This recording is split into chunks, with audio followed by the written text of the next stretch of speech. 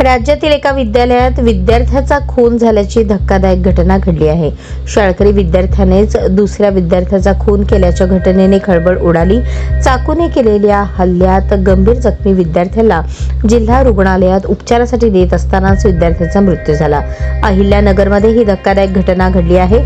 Afaan उर्फ मुस्तकीम तन्वीर शेख असे मयत विद्यार्थ्याचे नाव असून तो 10वीच्या वर्गात शिकत होता, तर त्याचा खून करणारा विद्यार्थी त्याच विद्यालयात शिक्षण घेत होता।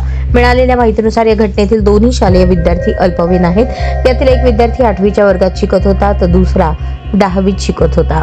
बुधवारी क्रिकेट खेळण्याच्या कारणावरून दोघांमध्ये वाद झाले। शाळेच्या जेवणाच्या सुट्टीमध्ये दोघांमध्ये पुन्हा भांडण सुरू झाले। हा वाद इतका वाढला की एकाने दुसऱ्यावर धारदार शस्त्राने हल्ला केला। या हल्ल्यात 10वीत शिकणारा शेख गंभीर जखमी झाला। त्याला उपचारासाठी जिल्हा रुग्णालयात दाखल करण्यात आले, मात्र डॉक्टरांनी त्याला मृत घोषित केले।